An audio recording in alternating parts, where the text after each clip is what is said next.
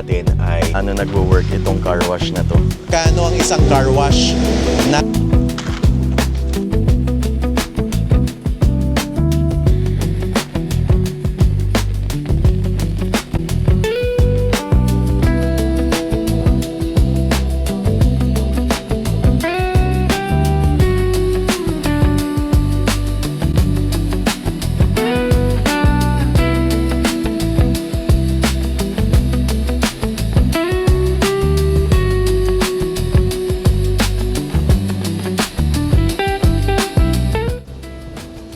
Ayan po, nandito na tayo sa Union City, California. Actually, dapat mag-grocery po muna tayo. Kaso, sabi ni Mrs., medyo nagugutom na daw po siya. Kaya, minabuting unahin muna namin na kumain na muna ngayon. Bigyan ko po kayo ng konting outdoor shots dito kung nasan tayo. Nasa Decoto tayo. And nakalimutan ko yung area na to kung anong pangalan nitong commercial area na to. Pero ito po ay well covered at sakop siya ng Union City. At dito tayo kakain sa Baby Cafe. Actually, matagal na kaming kumakain dito. And paborito nila Mrs. and Charlie dito sa Baby Cafe. Ano siya para siyang Hong Kong style na restaurant. Dapat sa dumplings kami, ding-ding. Yun nga lang, sobrang dami po ng tao ngayon. So, minabuti namin na dito na lang muna kami. Tara, pasok na tayo sa loob.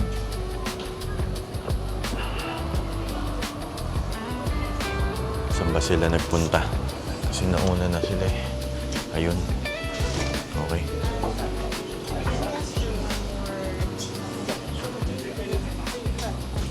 So yun, order po muna tayo. Pero habang umu-order po tayo, meron po akong mabilis lang na ikikwento sa inyo. Meron lang ako kasing napansin. Dahil kanina po nung pumasok kami sa loob nitong commercial area na to.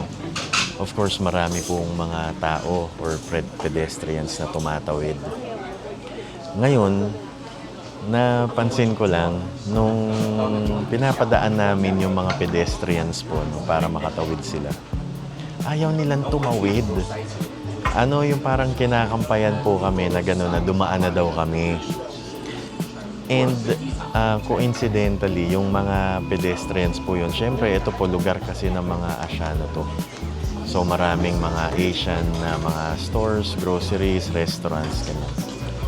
Napansin ko po kapag mga Asians ang pinapadaan mo, ayaw po talaga nilang tumawid. Siguro nasa isip pa rin nila na pagka pinadaan natin sila, sasagasaan natin sila. But ayun, kasi syempre 'di ba, parang dito it's a way of life na kailangan pagka may pedestrian po talaga ang pinaka-importante dito. At kailangan 100% padadaanin mo dahil pagka nasagasaan mo ang pedestrian, habang buhay mo pong susuportahan pagka napilayan or nalumpo or na-paralyze po yung tao na nasagasaan nyo. So talagang iba rin talaga ang mentality ng mga Asians or Asiano compared sa mga Westerners po talaga. Yun lang, shinare ko lang po. Nakakatawa kasi dahil ayaw nilang tumawid kahit na ilang beses na po namin sinabihan na tumawid na po kayo. But anyway, ayun, order po muna tayo. Pakita ko sa inyo yung kanilang mga pagkain. Yan po, dumating na yung natin. Yung ating in-order na beef wonton noodle soup. Actually, ito yung naisip ko kasi parang hindi ko feel na kumain ng mabigat ngayon. Ayun, humingi po tayo ng chili sauce para pwede nating ilagay natin dito sa noodles. Ayan. So, first bite, tikman po natin.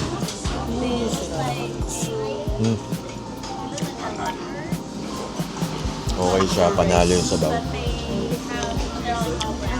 Although, kanina, ang sabi ni Mrs., hindi daw masyadong mainit yung sabaw. Hindi naman. Tama siya, hindi nga masyadong mainit. Ito naman, pakita ko rin po sa inyo.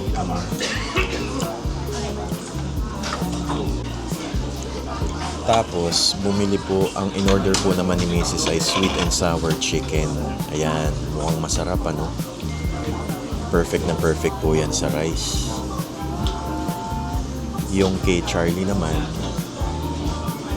Hainanese rice naman yung kanyang in-order.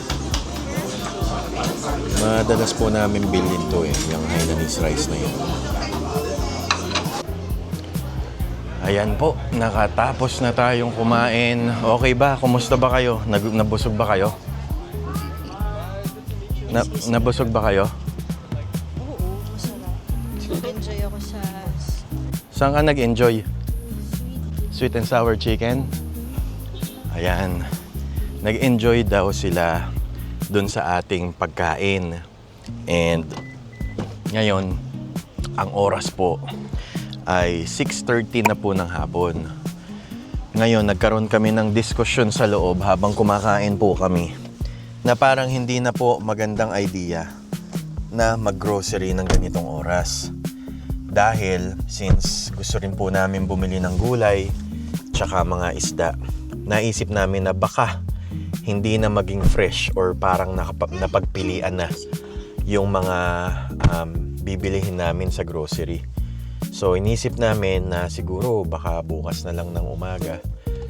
Baka ako na lang siguro yung lumakad ng maaga para lahat po ng mabibili natin ay garantisadong bago tsaka fresh.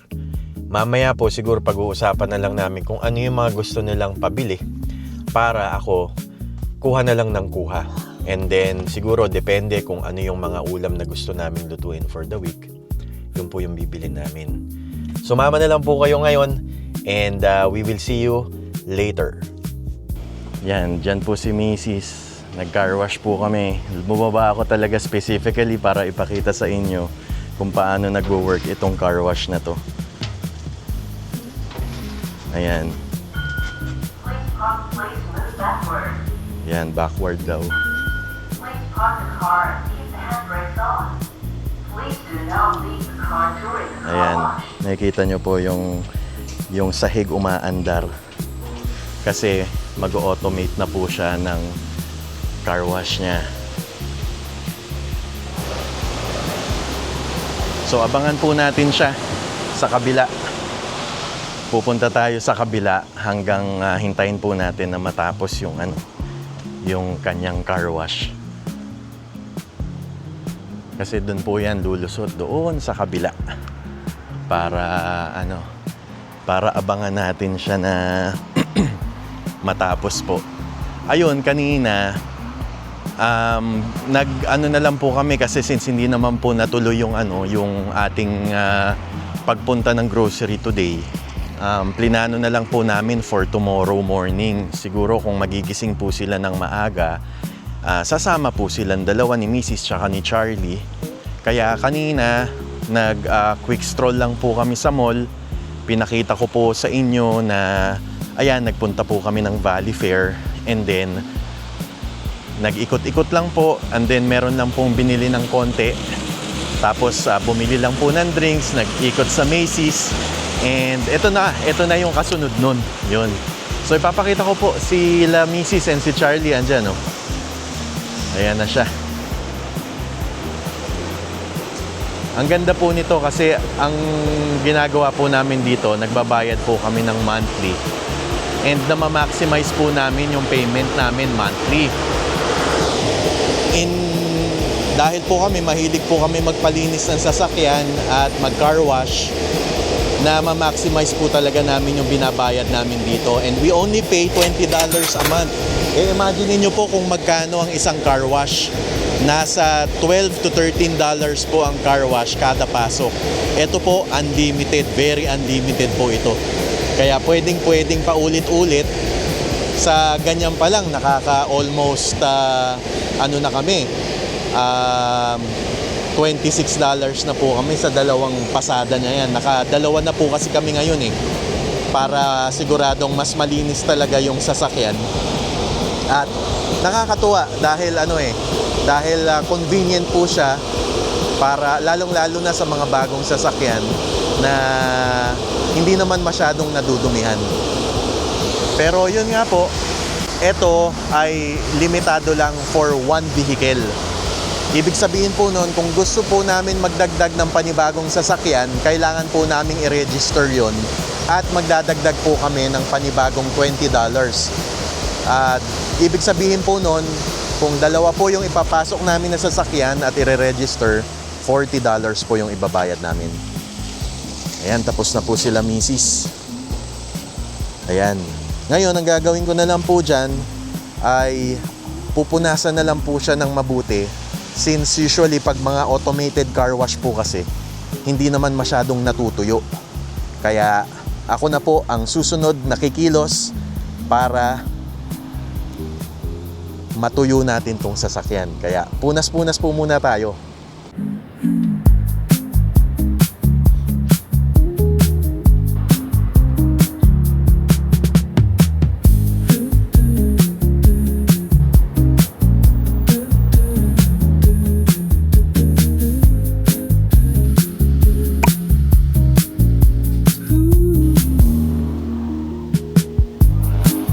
Yun po, magandang hapon po sa inyong lahat. 4 o'clock na po ng hapon, kinabukasan na po, August 16, 2026. Nauna na sila misis dito sa harap dahil ako ay nag-set up pa po ng camera. Kaya ito na tayo. Ako na magtutulak. Ha? Saan ka bibili? O sige. Gutom na daw si Mrs. So parang gusto niyang bumili muna ng something para maibsan ang kanyang gutom. Tayo naman, susunod lang. So ang gagawin po natin dito, since kahapon hindi po tayo natuloy, di ba? Bibili tayo ng mga kailangan natin for the week. And kung ano man yun, kailangan nating planuhin dahil hindi pa po natin alam kung ano yung gusto nilang kainin for the week. Tayo ay mag-iisip pa ng mga uulamin at lulutuin para alam natin kung ano yung bibili natin. But anyway, ayun nga po, nandito na tayo. Ayan na po, nakabili na sila. Meron tayong meron tayong cart so dito tayo dadaan. Dito tayo mag-entrance. Dahil meron tong entrance na isa, meron din dun sa kabila. Pero since meron tayong may cart, dito tayo dumaan para magkasya yung cart natin. So, andito po tayo sa Seafood City dito, Seafood City tuloy, sa Island Pacific dito sa Union City, California. At tayo ay mamimili. Dito lagi kami nagpupunta kasi ito po yung pinakamalapit talaga na Filipino grocery store na pwede nating mapuntahan. Kung nakikita nyo po, punong-puno yung mga supply nila ng gulay, ng produce. Marami silang gulay na naka-ready dito. So, kailangan lang natin talaga na malaman kung ano yung kailangan nating lutuin para alam natin kung ano yung bibili natin.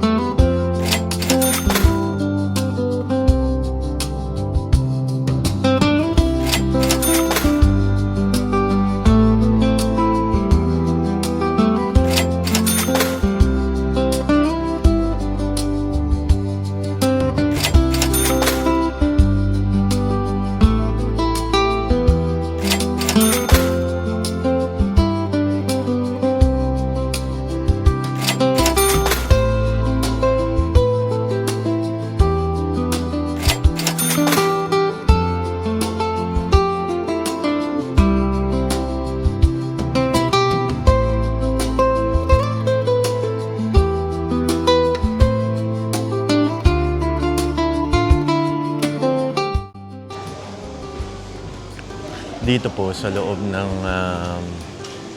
Island Pacific, merong Goldilocks. And actually yun, tapos na po tayo. Nakapamili na tayo ng mga kailangan natin.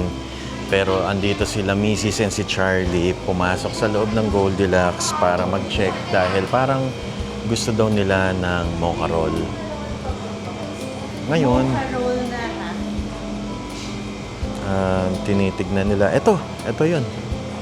Mocha roll. Ayan. So, nakita na nila ang kanilang hinahanap.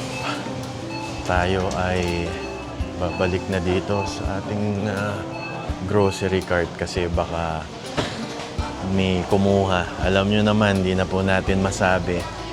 Ang total po pala nung nabayaran natin kanina ay $103.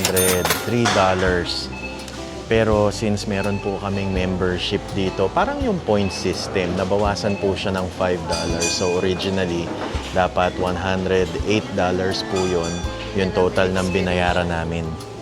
So ayan na po yung binili nila na mocha roll, Goldilocks.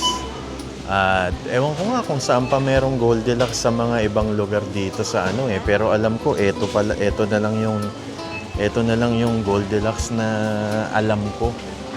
Dati sa Milpitas, alam ko meron po sa May Seafood City, pero parang oo, meron pa nga po ulit sa Seafood City sa Milpitas, meron pong Goldilocks doon. Tsaka dito meron din. Dati mas marami pa po silang mga branches hindi ko lang po alam kung nasaan na ngayon. But then, ayan na, craving satisfied na po sila Charlie and si Mrs. para dun sa ating Goldilocks cake.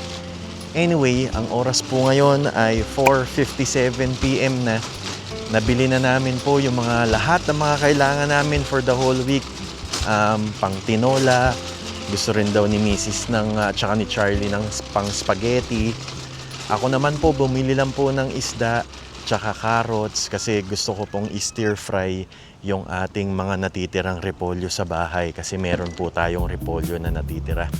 But yun na, maglo-load na po kami ngayon at malapit nang matapos ang araw.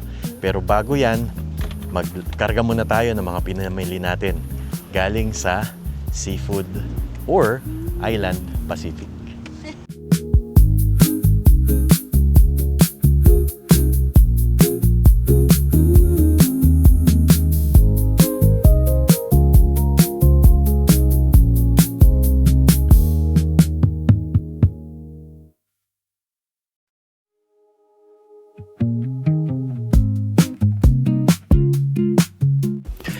Since tapos na rin kami mag-grocery, naisipan na naming mag-early dinner sa labas. Dumiretso kami sa Tasty Pot, isa sa mga paborito naming restaurants kapag gusto namin kumain ng mainit na hotpot. Yan po, nandito po tayo sa Newark, California. After po natin mag-grocery, nandito tayo ngayon sa... Saan ba tayo? Sa Tasty Pot. Kakain na po tayo ng early dinner. Kasi ito po yung matagal nang nire-request ni Charlie lagi for the past 3 weeks. Ito, pakita ko po sa inyo. So, dito po tayo sa nasa Newark Boulevard po tayo. Ayan yung Newark Boulevard.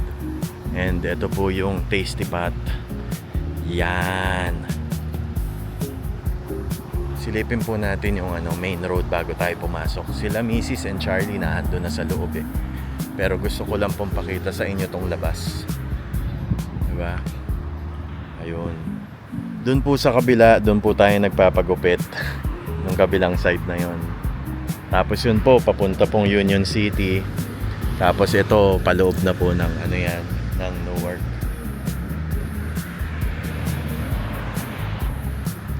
Ayan. Nagugutom na rin po ako. Usually po, ang kinakain namin dito, syempre hotpot, di ba? Pero kami po, ni Mrs. naghahati lang kami dahil yung servings is just enough for the two of us. Tapos si Charlie, may sarili siyang gustong orderin Kaya pagka halimbawa hindi niya naubos, usually ako po yung umuubos. Kaya tara, pasok na po tayo.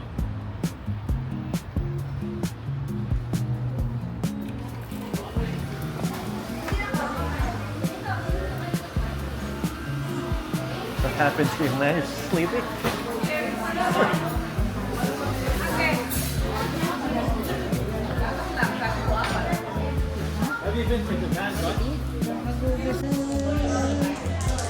Yan po ay fried squid. Meron po kaming order na 2 rice. Tapos kay Charlie ay noodles sa aming in-order na hot pot. Same order lang po yung lagi namin kinukuha dito. Kaya I think patok na patok pa rin sa panlasa namin. Nihintay lang po namin yung aming pagkain. Tapos ready nang kumain. Taste test. Sarap. Thank you, Charlie. Yan na po ang favorite ni Charlie. Actually, ito yung order namin. Ito, Taito. Ito, yung kay Charlie, puro cheese tsaka gatas. The best. Tara, kain na po tayo.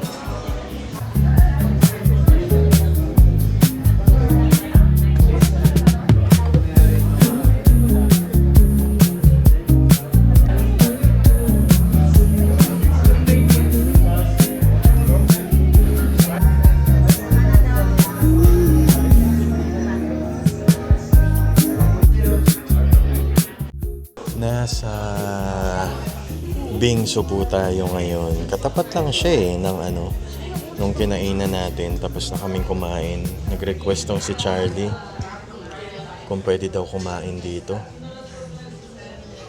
First time po namin makakatikim nito, Korean na shave ice. So let's see kung masarap. Ayan, tapos na po kaming umorder. Actually, ang oras po ngayon ay 6:50. Hindi, actually 6:50 po. 6:50 po kami umorder. At ang oras na po ay 7:05. Medyo may katagalan po yung bago mo makuha yung order. Ang in-order po namin yung sinasabi nilang bestseller na mango. Tapos ang in-order po namin ay yung large size na para mapaghati-hatian na lang naming 3. I hope na yung itinagal nito ay worth it doon sa kanilang bingsu. Actually, first time po namin makakakain ng bingsu. Pero sabi ni Mrs. bumubulong po dito sa side. Hindi daw ito yung first time. Pero hindi ko lang po talaga maalala kung kailan. Technically, dito po, at least sa Amerika, ngayon lang po kami makakatikim ng Korean bingsu dito. So, tingnan natin kung masarap po, tsaka worth it yung inihintay natin. Kasi hanggang ngayon, wala pa eh. Okay, so we'll see. Antayin na lang po natin.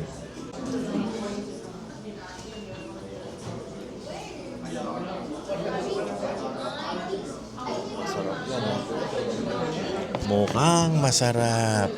Hindi ko po nadala yung mic, pero eto na po, tignan na natin. Yan po ang bingsu. Yan po ang tinatawag na bingsu. Korean shave ice, tama Charlie? Yan po yan, Korean shave ice. So sige, tikman na natin to. Meron gatas na kasama. So lagyan na natin. Gusto mo ikaw maglagay? Gatas po yan. O evaporate condensed. Ayan. Sige, sabay-sabay na. Ready? Okay, lagyan na natin. Condensed yan. Hindi. Ay, nag-overflow. Ayan. Konti lang muna yung nilagay natin para hindi siya matapon. Tapos mamaya, malaman na natin kung masarap. Ayan, so tikman na natin ang bingsu. Mukhang masarap siya kasi shave ice siya eh. Makikita niyo po, Grabe, ang dami namin kinain ngayon.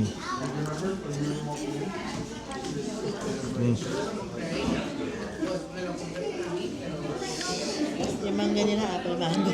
Masarap, ang sarap po. Sarap ba? Sarap. Masarap siya, tsaka yung mango, hindi yung apple mango po ang ginamit. Pero, kung tatanungin niyo po ako, okay lang po na apple mango. Dahil hindi po ganun katamis. Kung naging Philippine mango po ang ginamit dito, For sure, ang tamis nito. Sarap. Ang sarap yung shaved ice. Ay. Okay, tapos na po. Oo, nakita ko. Yun yung classic bingsu eh. Classic bingsu yun. Ayan, okay po. Tapos na kaming kumain ng bingsu. First time ko pong makakain nun. At actually, sabi ko nga po kanina, it's really worth the wait pala. Masarap po pala siya. Tsaka ngayon ko lang din talaga na tikman at naranasan yung ganung style or type ng dessert or ice cream. Masarap po. Sabi ko po sa susunod, balik kami doon tapos i-try namin yung mga ibang flavor. No? Charlie, nagustuhan mo ba? Okay na okay sa'yo eh, no? Kay Mrs. okay din. Kaya sa susunod, babalikan natin, tatry natin yung mga ibang flavors nila. Ay, oo nga po pala, I would like to take this opportunity to greet or i-shoutout po yung mga nanonood natin. Mga nanonood po sa atin dito. Si Kuya Dan, tsaka si Ate Lenore ng Fremont Family Dental. Yan, maraming salamat Ate Lenore and Kuya Dan sa panonood dito sa vlogs natin. Kita po tayo sa susunod ha, pagka may schedule ulit tayo ng dentista. Isingit ko na rin po itong shoutout natin kay Sir Roger Fulo 9103. Sabi po ni Sir Roger, tama po, nakatipid po talaga sa Walmart. Lagi rin po akong nandyan. Bago nyo po akong viewer and nakatira po ako sa Miami, Florida. Shoutout po sa inyo Sir Roger Fulo. Salamat po sa panonood ng vlogs natin and sana po mag-enjoy rin po kayo sa mga bago nating vlogs na hindi nyo pa po napapanood. Shoutout po sa inyo and ingat po kayo lagi dyan sa Miami, Florida.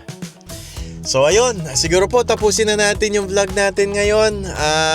Gagawin na lang po talaga natin, i-reschedule natin yung bisita natin sa DMV para hopefully maparehistro na natin yung ating sasakyan and hindi na tayo magkaroon ng problema at matanggal na natin sa isip natin yung mga ganong dapat na sikasunin. So, ayun po, from here, dito po sa California, maraming salamat po sa panonood at magkita-kita po tayo sa susunod na video dito po sa Kalentong to Cali Vlogs. Bye-bye po everybody! Bye-bye!